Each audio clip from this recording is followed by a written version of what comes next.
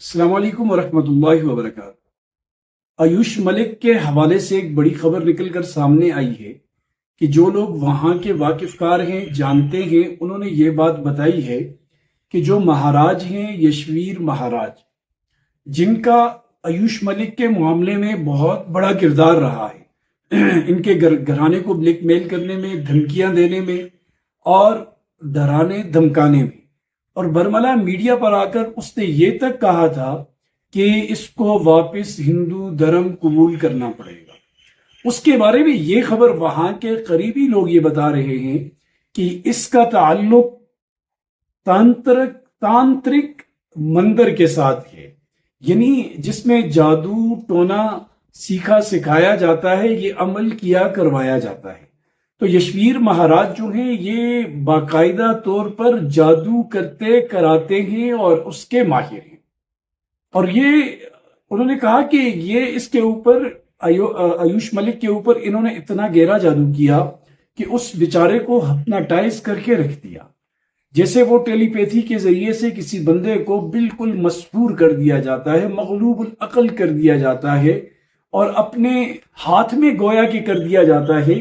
اس نے ایسا ہی سحر جادو کے ذریعے سے آیوش ملک کے اوپر قبضہ کیا، اور وہ جو لوگ یہ دعویٰ کر رہے ہیں وہ یہ کہہ رہے ہیں کہ آپ دیکھو کہ جب آیوش ملک میڈیا پر آ کر اپنے ہندو ہونے کا اعلان کرتے ہیں تو اس وقت ان کی حالت ایسی ہوتی ہے جیسے کہ کسی بندے نے کوئی بہت زیادہ نشہ کر رکھا ہو، بہت زیادہ شراب پی رکھی ہو، جس کے حواس اس کا ساتھ نہیں دے رہے تھے، بالکل وہ مغلوب العقل تھا، اور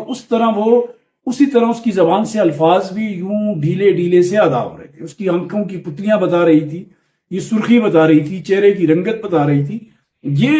وہاں کے لوگوں کا ماننا اور کہنا ہے۔ اگر بالفرض یہ ایسا ہے،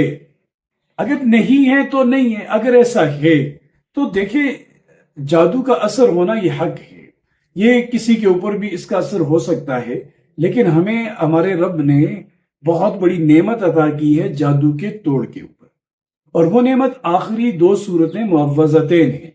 اور نبی کریم صلی اللہ علیہ وآلہ وسلم کا جو عمل مبارک تھا وہ یہ تھا کہ آپ صبح و شام ان تین صورتوں کا اہتمام کیا کرتے تھے، سورہ اخلاص کا، سورہ فلق اور سورہ الناس کا، اور بستر شریف پر جب آپ تشریف لاتے سونے کے لیے تو ان تینوں صورتوں کو پڑھ کر اپنے ہاتھوں پہ دم کرتے،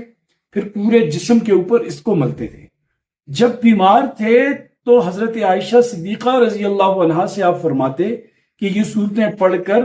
اپنے ہاتھوں پر دم کرو اور میرے جسم کے اوپر کرو۔ تو لہٰذا کہ عمل ہمارے پاس ہے، اگر آیوش ملک یا کسی کے اوپر بھی جادو ہو جائے، کوئی بھی بندہ اسے لگے کہ جادو، تو اس عمل کو کرنا شروع کرے۔ ایک دوسرا، وہ آدمی باوضو رہے، جو آدمی باوضو رہتا ہے اس کے قریب جادو نہیں آ سکتا۔ باوضو رہیں، نماز کا اہتمام کریں، اور جس گھر میں خدا نخواستہ اگر یہ پتہ لگ جائے کہ اس گھر کے اندر جادو ہوا ہے تو اس گھر میں سورۃ البقرہ کی تلاوت معتدل آواز کے ساتھ کریں، دھیمی آواز کے ساتھ، درمیانی آواز کے ساتھ اس کو پڑھیں، تو انشاءاللہ جتنا گہرا جادو ہوگا اللہ پاک اس کو دور فرما دیں گے۔ اگر اب حقیقت تو اللہ ہی جانتے ہیں، لیکن حالات ایسے ہی لگ رہے، اس بیچارے کو بہت ڈرایا گیا، دھمکایا گیا، دھمکیاں دی گئی، اور ہر اوچھے ہتھ کنڈے آزمائے گئے، تو یہ ہتھ کنڈا بھی ضرور انہوں نے آزمایا ہوگا۔ تو ہم تو دعا کر سکتے ہیں کہ اللہ پاک اس کے ایمان کو ثابت قدم رکھے، اللہ پاک اس کی اپنے نبی کے ساتھ جو عقیدت پیدا ہوئی ہے اس کے اندر اللہ پاک اس کو کامیاب فرمائے، اس کا خاتمہ ایمان پر فرمائے، اس کی زندگی اسلام پر فرمائے۔ اس کی بہت سی مجبوریاں تھیں جو میں نے دوسری ویڈیوز کے اندر بھی ذکر کی۔ آپ کو کیا لگتا ہے کہ واقعی جادو ہوا ہے؟ اگر ہوا ہے تو آپ اپنی رائے دیں، اس کے علاوہ اگر آپ کچھ اور سمجھتے ہیں تو آپ اپنی رائے دیں، انشاءاللہ اس کے اوپر بھی ہم گفتگو کریں گے۔ اللہ پاک ہم سب کی حفاظت کرے۔